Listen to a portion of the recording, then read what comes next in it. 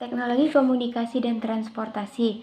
Perkembangan teknologi komunikasi di Indonesia tidak bisa lepas dari kebijakan komunikasi yang dikembangkan oleh pemerintah Orde Baru. Pada tahun 1976, tepatnya tanggal 16 Agustus, merupakan awal revolusi teknologi komunikasi di Indonesia ketika pemerintah Orde Baru mengembangkan sistem teknologi komunikasi berbasis satelit untuk menghubungkan komunikasi di wilayah Indonesia yang luas.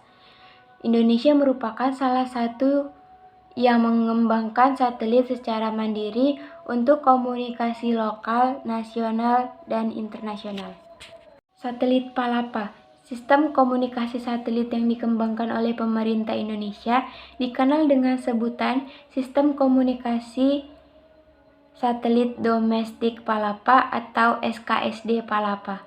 Penamaan Palapa diambil dari sumpah yang dilakukan oleh Pati Gajah Mada dalam upaya menyatukan wilayah geografis Nusantara. Satelit inilah yang digunakan oleh pemerintah Orde Baru dalam menyatukan wilayah Nusantara melalui komunikasi dan informasi. Pemanfaatan satelit ini mampu mengubah hubungan komunikasi di wilayah Indonesia dan juga di wilayah regional Asia Tenggara. Di Indonesia sendiri komunikasi telepon, telegram, dan telex semakin lancar.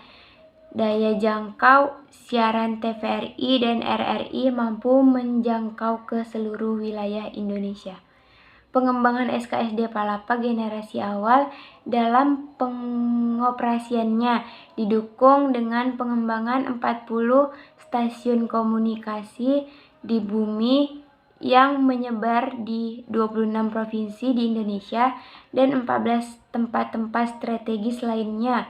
Hal itulah yang menghubungkan komunikasi antar wilayah Indonesia.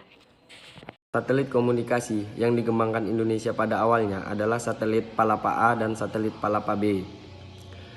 Satelit Palapa tersebut, wilayah cakupannya mencapai seluruh wilayah Indonesia, ASEAN, dan Papua Nugini. Sehingga yang menikmati manfaat satelit Palapa ini bukan hanya Indonesia, namun juga negara tetangga Indonesia di wilayah ASEAN dan Papua Nugini dengan menyewa transponder satelit kepada pemerintah Indonesia, sehingga bisa menambahkan penghasilan pemerintah. Generasi pertama satelit Palapa beroperasi hingga tahun 1983. Kemudian pemerintah meluncurkan satelit generasi kedua, yaitu B1 dan B2. Dan diikuti generasi-generasi berikutnya hingga C1 dan C2, kemudian digantikan dengan satelit Telkom. Selain teknologi komunikasi, pemerintah Indonesia juga mengembangkan sarana dan prasarana transportasi darat. Salah satunya adalah pembangunan jalan bebas hambatan atau dikenal dengan sebutan jalan tol. Pembangunan jalan bebas hambatan pertama yang dilakukan oleh pemerintah adalah pembangunan jalan tol Jakarta ke Bogor dan Ciawi yang dikenal dengan nama Jalan Tol Jagorawi. Jalan ini mampu mempercepat transportasi Jakarta ke Bogor dan juga ke Ciawi dan Puncak. Dalam rangka memperlancar perhubungan dan pertumbuhan ekonomi, baik di Jawa maupun di luar Jawa, dibangun jalan trans dan jalan tol di Sumatera. Selain dibangun jalan trans Sumatera, juga dibangun jalan tol yang menghubungkan pelabuhan Belelawan dan kota Medan. Di Jawa, dibangun jalan tol Jakarta ke Merak dan jalan tol Jakarta Cikampek. Di Sulawesi juga dibangun jalan tol yang menghubungkan pelabuhan Makassar dan Madura. Pada tahun 1987, pemerintah juga membangun jalan tol dalam kota yang menghubungkan Cawang sampai Tanjung Priuk. Pembangunan jalan tol ini memanfaatkan teknologi yang dikembangkan oleh anak bangsa, yaitu teknologi Sosrobahu. Teknologi tersebut memudahkan pembangunan jalan tol yang berada di jalur macet, karena dalam pembuatan pilar-pilar jalan tol layang dibangun segaris dengan jalan dan diputar melintang jalan setelah pilar-pilar tersebut kering. Selain teknologi Sasrobahu, pembangunan jalan tol juga memanfaatkan teknologi cakar ayam. Teknologi ini merupakan penemuan anak bangsa, Sudiatmo. Penemuan teknologi cakar ayam, Sudiatmo, ini berawal mintaan dari Bung Karno untuk mensukseskan Asian Games yang membutuhkan suplai listrik yang memadai.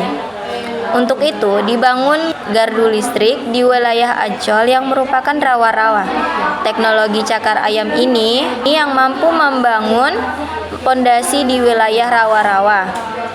Keberhasilan pembangunan gardu listrik dengan pondasi cakar ayam ini menjadi salah satu kunci kesuksesan pelaksanaan Asian Games. Teknologi cakar ayam ini kemudian digunakan dengan membangun lapangan parkir pesawat di Bandara Juanda, Surabaya, dan di Bandara Kolonia Medan. Teknologi cakar ayam semakin terkenal ketika pembangunan jalan tol menuju Bandara Soekarno-Hatta yang berada di atas rawa-rawa.